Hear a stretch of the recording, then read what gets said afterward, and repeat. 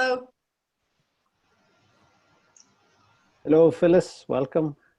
Thank you. Now you can see me now? I can see you. Yeah. Great. Good day from New Jersey. Hello, New Jersey. Yeah. How are you guys all? Yeah. Yeah. Good, Welcome. good. Welcome. Welcome. Good day, good day, good day. Good day, Yes. good morning, good afternoon. I know we're everywhere. Yeah. Yeah. It's got an international crew here today for sure, as pretty much every week. Oh, we like international. That's good. Me too. Yes, we do. So what country can I move to? There's no escape. You can't go anywhere. It's Oh, the come same. on. I know Yeah. they won't let me in, so whatever. There's only one frontier left Which is within. within, right? Oh, hey. That's the only place to go now. That's Yeah. the best. I It's was just going to say that. absolutely- Yeah, absolutely the best. Yeah. Well, we're trying. Yeah, it's the last frontier. Or as Charles and I said in 2014, the last resort. Last resort, yes. And what a resort it is. Full of surprises. Yes. Okay, guys, I'm going to mute. Good to see you all. Welcome, everyone. We are at the top of the hour, wherever you are in the world, and welcome to another coMra therapy webinar.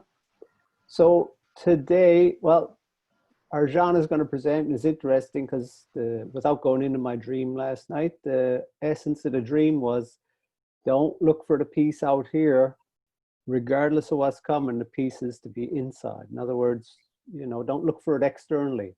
And then I turn on my phone and the first thing I see from Arjan is we're having an electrical storm and I don't know if I can present. And so you can see Arjan, he's got the fire going in the background for a source of light and he's running on his laptop battery. So we'll run Arjan's presentation for as long as we can. And if Arjan disappears in mid-sentence, well, we'll take over. But this is the thing, this waves are here, so we just surf them as best we can, and we're going to do all this together today. So welcome everyone. I'm not going to do much of an intro because we want to run Arjan's battery as long as possible. So without further ado, Arjan, thank you very much for putting this presentation together. Would you care to begin, please? Oh, and just as a bit of housekeeping, everybody, we're going to have a discussion as we go through, but because of Arjan's battery situation, Arjan will do the presentation and then we'll have the discussion after that. So if you have any up during the meeting, just put it in the chat. I'll keep an eye on it and we can bring it up after. And yeah, we'll go from there. Okay, Arjan, over to you. Thank you very much. Thank you, Gareth. Good evening, good day, good morning. I have here a scene nicely set for this for today's webinar. As Gareth mentioned, we had a huge power storm just ripped through this area. 12 trees laying around just around this neighborhood. Yeah, the electrical grid is down completely. I don't know if tomorrow it will be up. So, but luckily I'm prepared for this one. I have my portable light, my cell phone with some charge left. My laptop is good. So it looks like the theme for today's webinar is indeed self-sufficiency. And actually the reason why I wanted to present this topic specifically, the secret behind coMra, is because we already talked about a lot of things coMra related. We talked about the science of coMra therapy. We covered about how to use it for different conditions in different situations. And we also talked at length about the journey that each one of us take once we start using coMra devices. This is the journey of healing, the journey of adjustment. And we also had actually 2 webinars dedicated to the current challenge that we all having with this coronavirus, which is basically a situation on a face value. It's all about the virus, the disease, but behind the face value is so much more. So in this webinar, we really would like to talk about the so-called secret of coMra therapy. Because if you think about it, it's a small device. I have it here. It's run on a small USB battery. I can treat myself even, if I don't have a light and electricity and so on. It's a very small portable device. Energy source, as you know, it drains very little. The laser is only 10 milliwatts, even less actually. And yet, once we have coMra therapy in our lives, it is changed profoundly. So what makes it so powerful? Because obviously the device itself is not really that powerful, and yet it creates such huge ripples in our lives. So of course, there is no literal power in the device. There is no some super smart supercomputer sitting inside it, like deciding what to do for that disease and what to do for that disease and how to kill that virus and regenerate all kinds of tissues and help dogs, animals, plants, etc.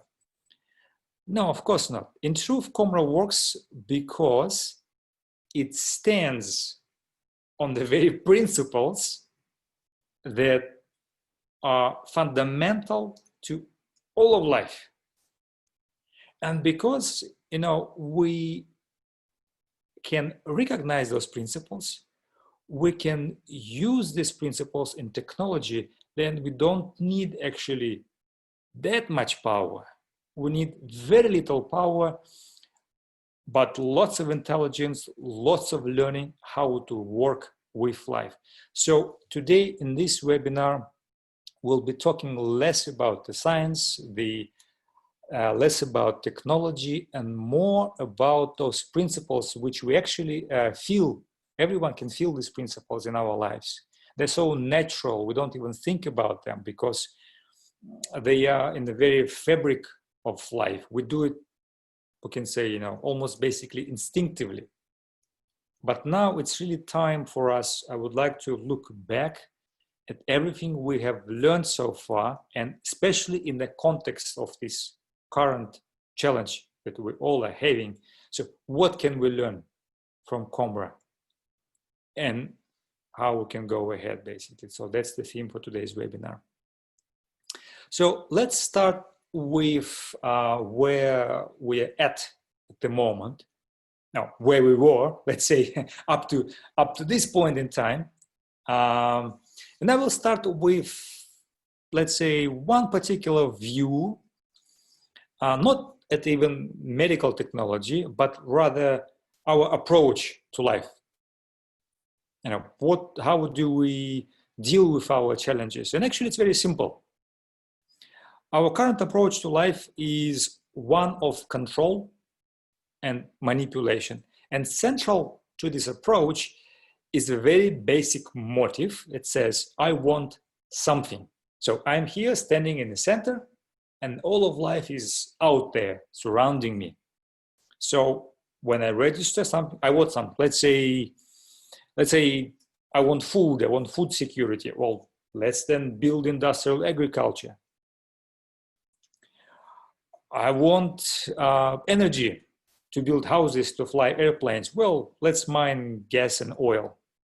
Political power, all of this basically, all of life around us becomes subject to some sort of a control in some sort of manipulation to get what we want.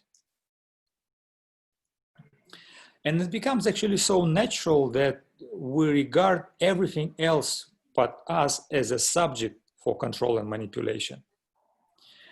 Well, in medicine, you all know very well what I'm talking about. So I want to be healthy right now, right here, and preferably at the least amount of effort possible. So these are, medication offers a very nice, easy way out. Surgery if things go bad, and if really nothing works, well, let's replace the organ. Let's do a transplant. So this is how life worked so far, and this way our civilization, we can say so now, reached its very, very peak. And its current form my belief is that everything what we've been known so far is actually reached its peak by, let's say, December 2019 in all areas of life, political, economical, in terms of our health, in terms of our politics, agriculture, in every field of life. But now what's happening? And what are we seeing, I mean, beyond the face value of these current challenges? Well, the fact is, and when we try to control life, we actually bending it. We take this natural flow of life and we're trying to bend it in some way to our advantage. And the interesting thing is that once we start controlling life and trying to change it the way we want, this is immediately create ripples in life. And naturally, now we have to control those ripples as well. And those ripples create even more ripples, and so on. And obviously, you can imagine, once you try to control all of life, it becomes hugely exhausting, or nearly impossible, but we do our really best. I mean, in medicine, one good example is, for example, discovery of antibiotics. It's a really powerful technology. There is certain specific drugs, and we can control infections. When antibiotics were discovered, we saved, I mean, literally millions of lives that were lost before we had antibiotics. But now, once we gain this powerful tool, we apply it everywhere. We give it to the cattle, to the animals, we give it to the fish. We apply it in every area of life, actually, with antibiotics. And that gives rise to, the problem of resistance. And that happened because, it's really difficult to control life for a long time. I mean, you can do it up until a certain point, but then life escapes control. The bacteria start to evolve, it starts to adjust to every new antibiotic that appears on the market, and actually very fast. To give you an analogy, what does it mean to control life? Imagine there is a powerful river going next to your house. Let's say, like here, I have a river, it's literally 40 meters away from this house. And when you walk into the river, the current is gentle, you can swim and enjoy it. But if you want to go across, upstream, you need to apply some effort because the water is pushing against you. But if you want to run against the stream, the faster you run, the more the pressure is against you.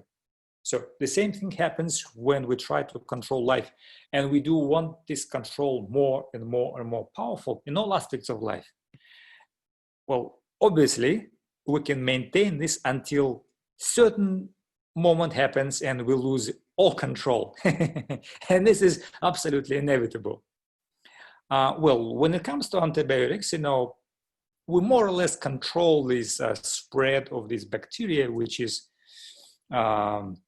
resistant to antibiotics. And, we are fine up until a certain point. But then other kingdoms of nature, which is viruses, keep evolving regardless of our efforts. So, we were thinking about all kinds of things before. We were thinking about rays of artificial intelligence, World War III, global warming, I mean, every bit of thing that could go wrong with our civilization. But what happened is actually a very tiny speck. A virus is extremely small. It's not even a living organism, actually. Just a bit of biological information. But that little bit, stopped our civilization dead in its track. The whole planet is now stopped. But what does it tell us? How sustainable is this way? Can we really hope, to get beyond on the same track? Well, that was the initial thought. Let's do more of the same. Let's isolate everyone, then let's make new super drug that kills, just, that virus and that virus and that virus. But what will happen if next virus shows up, even more powerful? or other bacteria? Well, in fact, we can see that this is a dead end. I mean, truly a dead end. And we shouldn't be actually really surprised, because we made the nature, which is all kingdoms in nature, which is the viruses, the bacteria, fungi, plants, animals, and our bodies, which are part of animal kingdom, but we made an enemy of it. So now we got all upset because we're applying the more and more pressure, we're applying more and more powerful tools to control nature, and then suddenly we get all upset when this control doesn't really work. So now, I mean, there are talks like, let's fly to another planet and so on. No, the simple truth is that actually this whole direction doesn't work. And the sooner we recognize this, the sooner we accept this now effect of life, the sooner we can make a change. And at this point, I would like to share a dream. Gareth, you mentioned a dream. I had a dream a few years ago back, and it was so powerful, so vivid. It was a very long dream, but I'll share it very briefly. I see ourselves like we landed on some distant planet, and I'm heading an armada of these huge machines, like tanks, but really enormous ones, and we want to conquer this planet. And so as we move along ahead, the gravity is so heavy, and it's unusual for us to be on that planet, and we're sinking, and all the machines are rusting and falling apart, until all the thing just crumbles into pieces, and we're left with nothing. And the planet is so hostile, and we're at our very last breath, and we're dying on this planet at this moment. And suddenly I'm brought to some very interesting place. I'm showing this photograph from Altai. It was something like that. It was so beautiful, so stunning. And I'm standing on top of this mountain and having a conversation. And from the conversation, I'm guessing I'm talking to the planet itself somehow. And it says to me, look, actually, I'm really glad you're here, and I'm really keen to work with you but all the designs you're giving to me, they're really not working. I can work with you up until a certain point to make those machines, but they're really, they're very short-lived. But what if, you can learn the language, you learn how to work with me? I'm so happy to actually be a part of your creativity, and I will lend my every capability, my every tool, so we can build something together. So that was the first message. And then the rest of the dream, I was learning very funny dance moves together with the certain vibrations, like the music and the colors. And I was doing specific moves. Basically, the idea is that through these motions, through color and through music, I was able to communicate with the planet. I was able to say what I want, and then the planet would build for me whatever I need, like shelter, food, everything it will provide. Is if only I could work with life. And that dream was so vivid. It wasn't like, it wasn't, the feeling was like it was completely real. And after the dream, that, over the years, it actually stuck with me. That life, the nature, the planet is not actually that, inanimate, actually. It's deep of intelligence. It's deep of purpose. And it's hugely, hugely playful, and it literally wants to be with us. And it's so opposite to the current view, which is being, pushed forward from every direction, which is, it's scary, it's deadly, it's out there to get us, and at any cost possible, we need to try to control and suppress it. This poor thing, coronavirus, is the latest step in that saga. So from that dream and from the many conversations I had when I joined RLT, when we started developing coMra therapy, more and more I learned about our body, about medicine, how we can work with it. The more I realized that actually for us to prosper on this planet, in this civilization, we do really need to change our approach. And this is one approach which is based not on the attempts to control and manipulate, but on something very different. And the question is, what are the rules of the game? You know, if we want to play with life, with nature, what are those rules? How can we play along with life? So we call these rules the fundamental principles of life. And actually there are many of these principles. And we can talk actually a lot of time about these principles. But there are 5 that are really key. 5 principles that are key to life. Life is a regenerative process. Life is one interconnected whole. Life is a gentle and natural process of evolution. Life is self-sufficient and self-sustaining unto itself, and intent sustains all of life. So these statements, they may seem strange, they may seem sort of esoteric or almost religious, but when you think about them, they're actually reflecting the very truths that we already know about life. We operate based on these principles. And also, another way how to think about these principles is that these principles reflect only different aspects of the same process, which is life. For example, if you look at an apple, you may taste the apple, you will see the apple, you can smell it, you can touch it, but it's the same apple.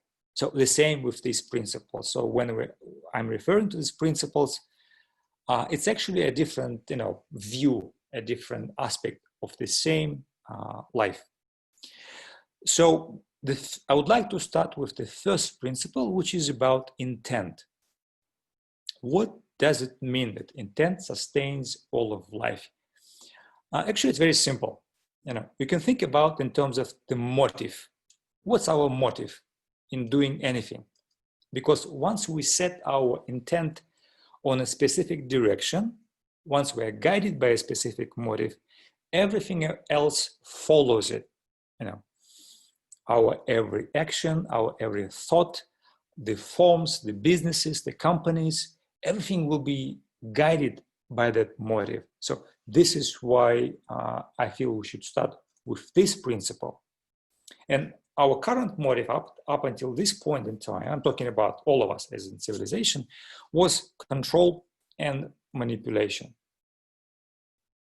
And again, it's really not that important to try to understand the specific technologies, the specifics of, another drug, of another gadget, of another,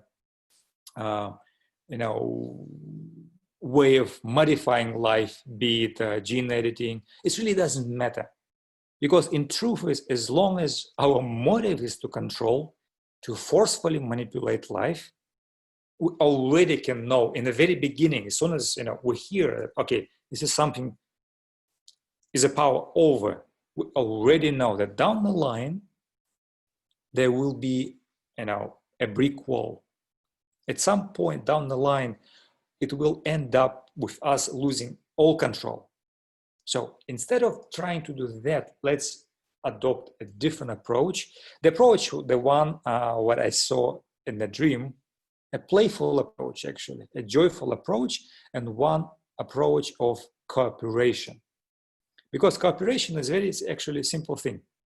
Cooperation is approach to life when we strive together to do something. So it's really basic, really simple. 2 people working on the same project, a bee flying around collecting honey from a flower. So cooperative nature of life is really basic. to all of it. But now, in order to cooperate, we need also another thing, which is called intelligence. Without intelligence, it's really hard to cooperate. Why? Because intelligence is ability to discriminate. First of all, what are my needs and what are your needs? You know, the other party with whom I am cooperating. And those needs inevitably would be basically along the lines of what should I do more and what should I be avoiding doing? In other words, what if life supportive and what if life destructive? And that intelligence, actually, if you think about it, it's really fundamental to all forms of life. Even a single bacteria can recognize harmful environment or environment where there's plenty of food. It will go towards the food. The same happens actually in our body.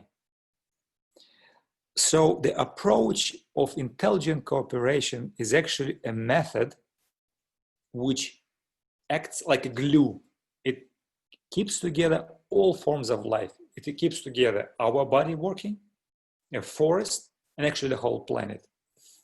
So it shouldn't be really surprising when we think about a medical technology, how should we, engage our technological tools, our scientific advances in terms of, specifically in terms of healing. Because another principle of life is that life is a regenerative process. In other words, our body regenerates itself all the time, non-stop. Now, let's talk again about immune system and the current challenge with the coronavirus. So I would like to bring this example to make it really, clear. Since December last year, the efforts of entire civilization, I'm talking about scientific efforts, technological efforts, economical power, social, our collective social power, is aimed at one and the same goal: how we can overcome the pandemic. Just imagine this. Maybe 100,000 scientists are busy doing just one thing, trying to kill, suppress, limit the spread of the virus, somehow walk around it, and so on. And today is, we're here, it's May, still no drug, still no vaccine, and we don't know if we will have the drug, if we'll have the vaccine. We still don't know. So this is on one side. You see, the effort of entire human civilization aimed at only one thing: how to kill that small bugger. And now think about immune system. All of us have this immune system. And now we know, it's a very well-studied process, that our immune system of a human body is capable of finding that particular key, finding that particular targeting molecule for the virus only in 1 week. It takes 7 to 9 days for our immune system to find that particular approach, how to target the virus in our body. And then it takes another, a week, maybe a couple of weeks, it depends, to clear the virus from the body. So now think about it. It's almost 6 months now, and our entire human civilization trying to fix it, and the human immune system can do it within 2 weeks. So it's silly. To me, it's like really silly. But why don't we take, the ally, our biggest ally that we have, which is our body, which is our immune system, and then let's work with it. Let's find out what it needs to do its job properly. And this is why, for example, in coMra therapy, we're using a laser, magnetic field, ultrasound, and the color, really to provide that healing impetus, very gentle one, to those immune cells who are responsible to eliminating the virus from the body. So it's really that simple. This is why we don't need, you know, in this device in Delta I have here, I really don't need 100,000 scientists. Why? Because my immune system has been evolving within this human frame for about 50 million years. I mean, in vertebrates. So for 50 million years, the immune system has been evolving how to tackle any new bacteria, any new virus, a parasite, and so on. So it is intelligent beyond any comprehension. So instead of, you know, trying to fix it, control it, manipulate it, let's work with it. And it's a really basic and simple lesson I feel we should all really understand and grasp in our lives, because all of us have immune system. Now, the next principle of life is actually very, very interesting, because it also highlights a huge problem that we have whenever we try to control life, which is about interconnectedness. Look, in mechanistic view, we approach, let's say, the human body as a set of Lego blocks. They're very separate. So when we apply that drug to that particular Lego block, we want that particular effort to stay only here. But unfortunately, you know, when we take a drug, we have a side effect. We take another drug, we have another 5 side effects. We take a drug for the side effects, and so on. So that interconnectedness becomes really a nuisance and really an inconvenience for us when we approach life from a separative point of view. It really becomes a problem. But what if it's not a problem? What if it's actually the biggest advantage that we have? That life is indeed truly inseparable from each other. I mean, think about your body. I mean, is it really true that your body is, you know, separate from the environment? Of course not. I mean, try to hold your breath. For how long you can hold your breath and separate it from the environment? It wouldn't take long until you have to breathe in. That's why the virus would get inside. So no, at this point in time, actually, all of humanity, I think it's very clear right now, all of humanity is one. There is no escaping. There is no sitting in some bunker for, you know, 5 months, 6 months, for 2 years. No. We all are connected completely and thoroughly. This is why separativeness is actually an illusion. What happens to one person who got it in China, who knows, in another country, it will happen to all of us. What happens in one cell of the body will happen to the rest of the body. So, and this is what we should do, really think about this.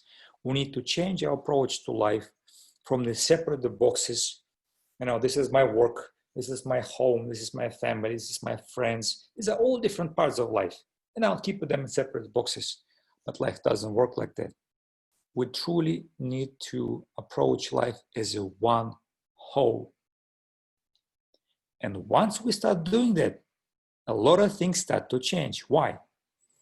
Because we shift from seeing Lego blocks to seeing relationships, how one part works with the another. And it's really important that we start to see actually how one part relates to another. What happened next? Okay, we see one part is doing this one, another part is doing this one, and there is some sort of a vibration happening between them. In other words, our attention is more and more being drawn to the state of coherence or decoherence, how together different parts are working. So our science, our technology becomes a science and technology of relationships, or we can put a different word, not coherence, or science of harmony. In other words, how harmonious we are inside. Because the beauty of harmony is so obvious. I mean, look at this dancer. it's obvious. When you look at the dancer doing her best, what you see here is actually a total harmony between different motions, between different vibrations. We're talking about vibration of music, first of all. Then there is obviously vibration of emotion, what the dancer is currently experiencing, what we're experiencing. Then there is vibration of thought, the mental vibrations. And then obviously there's vibration of physical action. How beautifully the dancer is moving across the stage. So as a result, we don't see, a music, one piece, what we feel is another piece. No, the dance is a result, and music itself is a result of coherence or a harmony. And it's very joyous, it's very fun, and it's actually so natural to life. We don't need actually to have, a school degree, some scientific degree, or go even to high school. When a child sees something which is harmonious and joyful, the child will automatically join the fun because it's so natural within everything. So now let's bring it back to the current situation with COVID. In previous webinars, we mentioned that although a lot of people would get infected with this coronavirus, not everyone will get symptoms. Not everyone will get severe symptoms. Not everyone will die. But only those people will have difficulty overcoming the infection when they have other diseases. Then they have diabetes, then they have some degenerative conditions, cardiac conditions. And then they have a lot of psychological stress, which has enormous effect on our immune system. So it looks like we get not infected, but we get ill only when we are thoroughly already decoherent inside, when we lack the harmony inside us. Only in these conditions, we become ill and we manifest symptoms of the disease. So this is really interesting. So the pandemic of coronavirus is actually what is showing us, is showing how undecoherent we are inside. So naturally, if you think about it, how do we become better? How do we heal? How do we become healthy again? Well, by increasing our internal coherence, the harmony. This is what we feel, this is what we say, what we do. And in medical technology, as we know, in coMra therapy, we using different radiances to create coherence within a living tissue. In a very literal, very biophysical sense, we create a coherent vibrations of electrons when there is ATP synthesis inside mitochondria. We create coherent mechanical vibration with ultrasound, and we create coherence of emotion using color. So when you combine these different types of coherence within a cell, this is when it's so powerful, so efficient. This is why our immune system can work so efficiently and overcome the disease. So the lesson of interrelatedness, the lesson of actually coherence is hugely profound. And I so enjoy working with coMra therapy and talking about this, because in essence, it's like, we're all learning to dance with life. We're all learning how to appreciate the music of life and become more and more coherent within at all levels. Now, the interesting bit about this principle is that life is a very gentle and very natural process of evolution. Again, huge difference between the mechanistic approach and the approach of intelligent cooperation. Now, very briefly, I'll mention two things here. First of all, what evolution? What are we talking about? there are two different types of evolutions on this planet. One is evolution of our biological forms. This is our human body. It's been evolving for millions of years, across eons of years, and so on. This is evolution of the form. And then there is evolution of a human awareness. And the result is our culture, human language, our governments, and so on.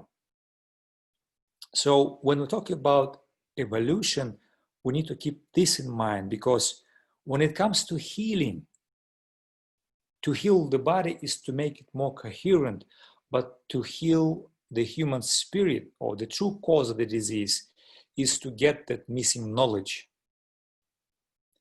Because we get a disease, we get ill when we miss something from life.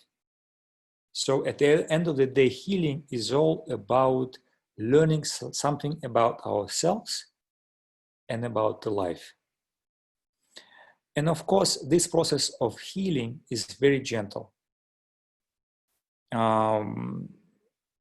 It doesn't accept brute force. If you think about healing of a wound, it's a very gradual process. As a joke goes, 9 women will not give birth to a child in 1 month. So the same goes in all of life. Obviously, our medical technology should adopt really the same process.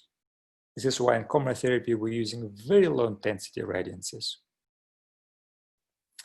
And now we come to the 5th principle, which is about self-sufficiency.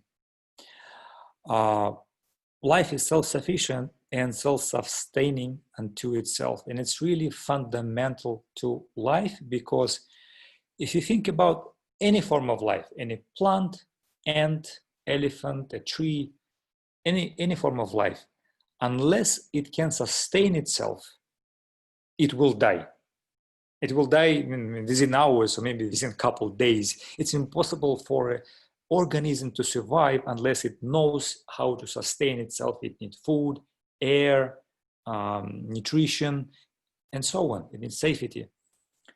But how an organism can do it unless that self-sufficient unity, the organism, knows how to cooperate with life? No, it's impossible to do. This is why we're talking about a holistic self-sufficiency.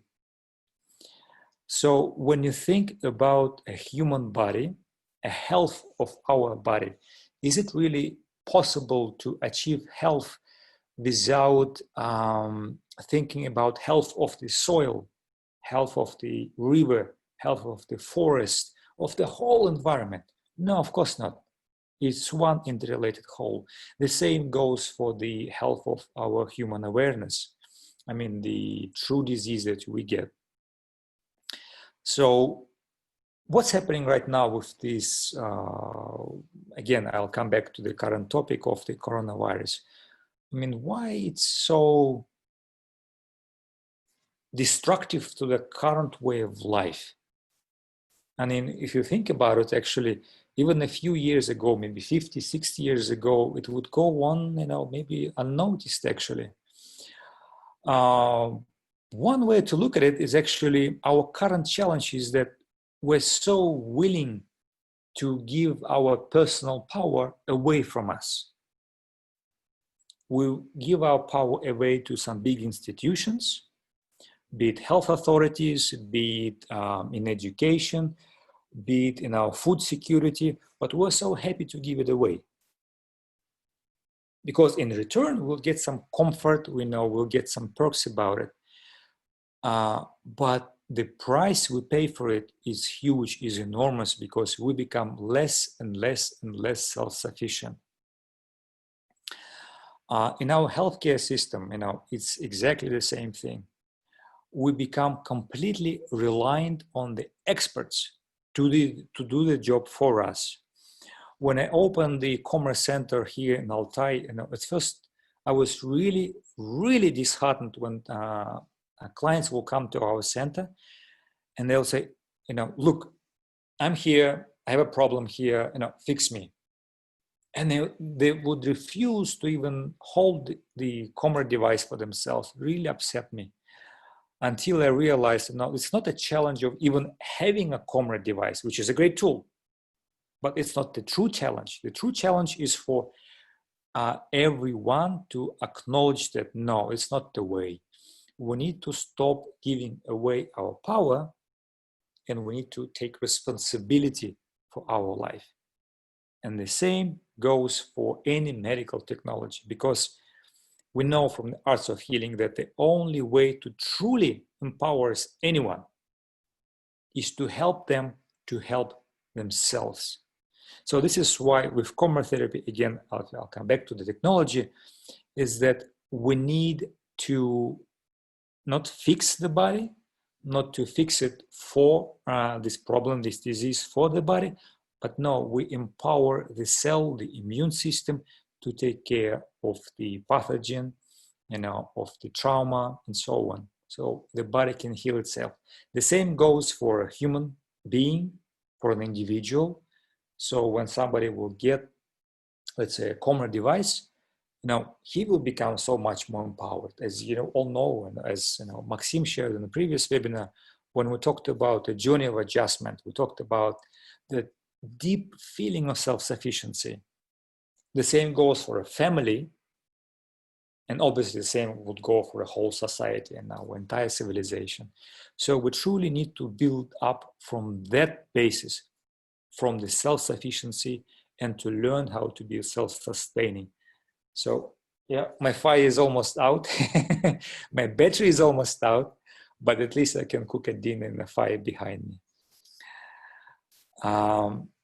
So at the end of the day, if we acknowledge that there are no true separativeness in life, it's actually an illusion, then we would acknowledge that medical technology, healing in general, or medicine, and actually life, our journey in life is one whole, and we should really start from the relationships. And what we share today with you about these 5 principles of life is, these are the sort of rules of the game that we can start playing, all of us, from now onwards. Gareth, thank you. I have some time, maybe 10-15 minutes. Thank you very much, Arjan. Great presentation. And so at this point, we'll open it up. If anybody has any questions, comments, insights with respect to the principles and coMra, or the principles in your life, or the principles in your practice, yeah, we're going to focus the question period today on the topic presented first and foremost. And we don't have anything in the chat, so I'll just open it up if anybody has anything to share.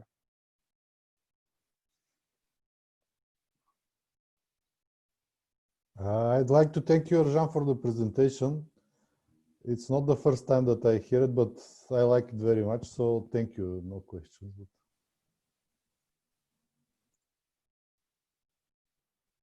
Pleasure, Milen. Yes, thank you, Milen. I just wanted to remind everyone, one of the things that this presentation, these principles point to, we don't know where the ceiling of well-being is.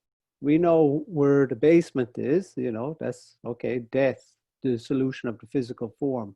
But we have absolutely no idea if there even is a ceiling to well-being. Because if you think about, I'll just speak for myself, when I'm in that, things are flowing. Marnie, I think we talked about this a couple of webinars ago or something. When things are flowing, when my thoughts and emotions and relationships are all lining up, not that they should all the time, but in that moment, everything's very coherent. But because I'm here to learn, of course, it goes from coherent to incoherent, and then but each turn of that spiral, as we went through in the other webinar, is more coherent. So I just wanted to say there's no ceiling to the well-being. I can't say that enough. Yeah.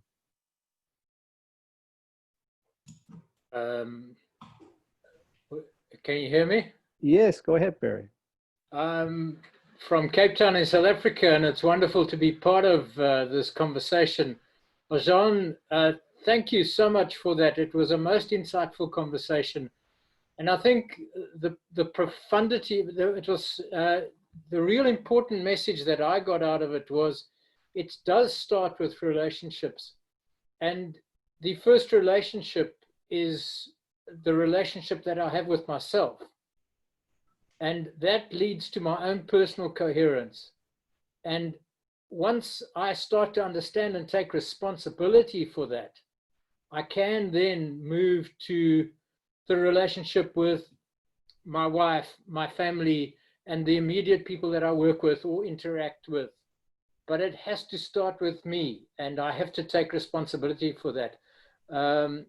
Thank you. That was really, really beautiful.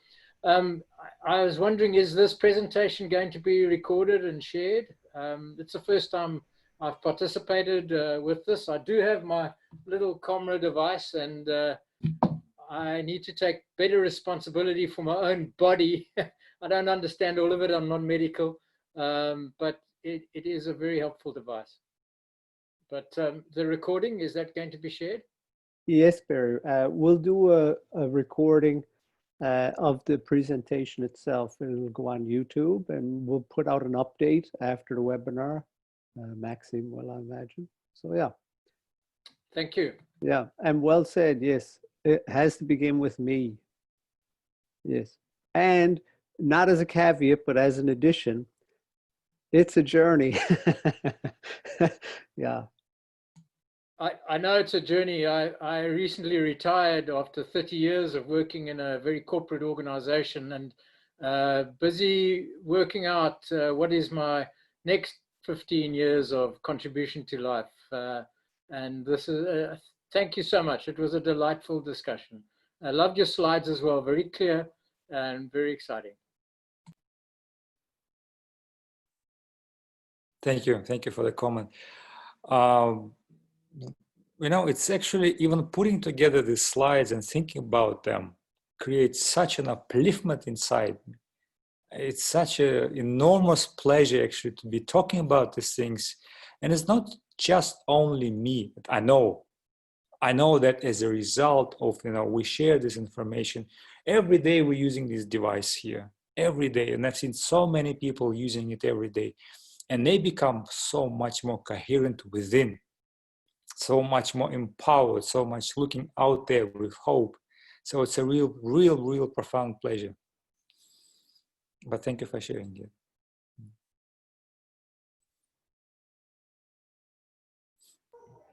Hi, Arjan. Thank you again. This is Lola. I really enjoyed your presentation because it reminds me always to come back to some basic principles.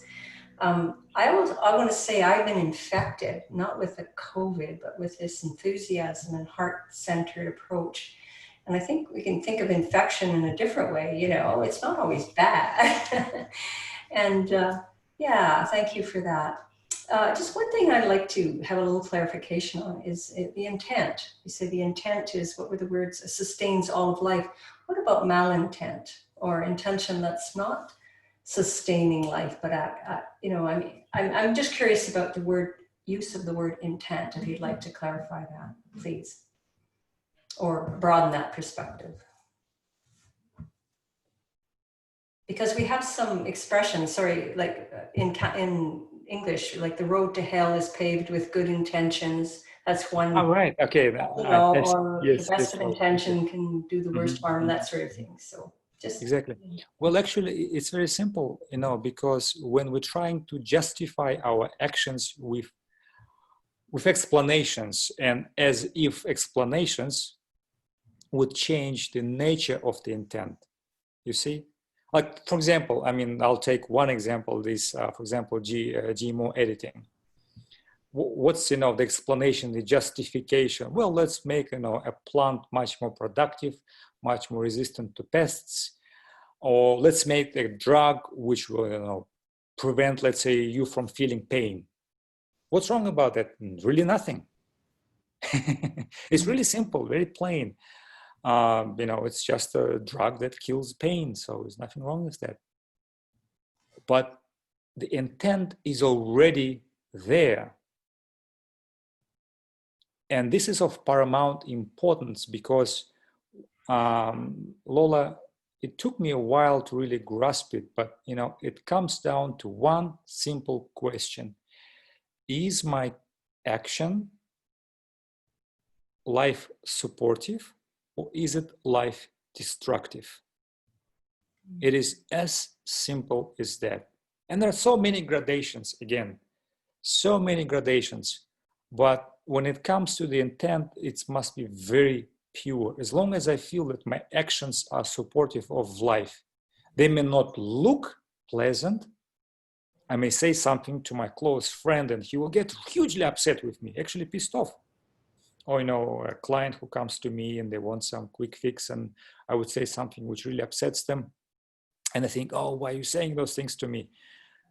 No, but if I'll do it this way and deep within, I know my intent is to support life, to support his or her self-sufficiency and so on, then I would do this. So it's really simple. It could be it can get very complicated when it talks about different things that are hiding under different disguises. But it comes down to that very simple distinction. And deep in the heart, we always know. We always know, it's plain and simple. Can I say something here? What we mean as intent to stay all of life in this as a principle, we mean basically, again, in simple words, love in action. This is what we mean. So the more we are aligned to this intent within life itself, the more we are coherent and healthy. So love in action, or unconditional love in action, to be specific. Thank you. This is what we mean by intent here. And so, Lola, just to carry on from what Anik said, so that's life's intent, because it's always moving forward and taking action, this kind of thing, life itself. And then we align to it or not. So this is where the motive is, let's say, secondary, because we can have a motive, sets a trajectory for our life that pulls away from that one intent, which is part of, let's say, the one truth, emanates from that one truth that everybody has different facets of, or move toward it, move toward or away, yeah. Does that clarify for you or bring up anything for you? Yes, that clarifies, and thank you. I appreciate those perspectives. I heard something different from everyone that spoke on it, and I'm going to take some time to integrate that. Thank you. Yes, very helpful. Thank you. It's a great question, actually, yeah. I mean, we could plumb a lot of depth in everything said there, yeah. And still not exhausted.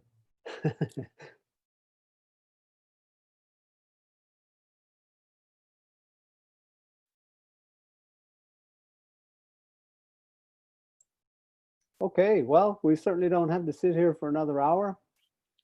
If no one has any more questions or comments or anything, we're going to call it. Oh, Maxime, I see you waving. Yes, yes.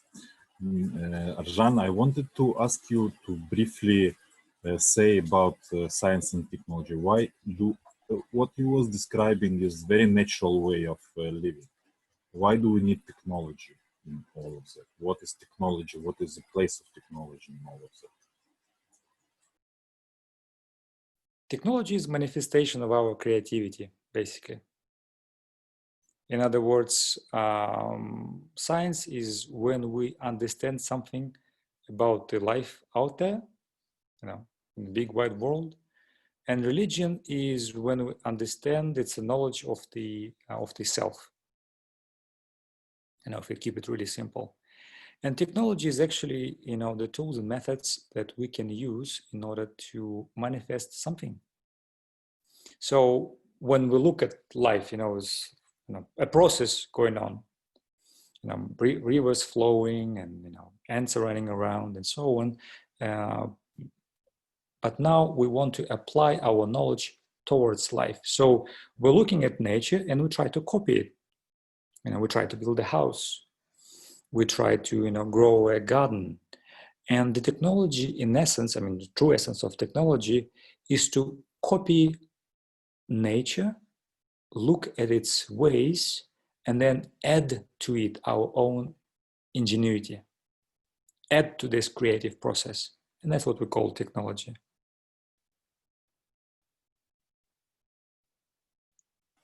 Thank you, Arjun.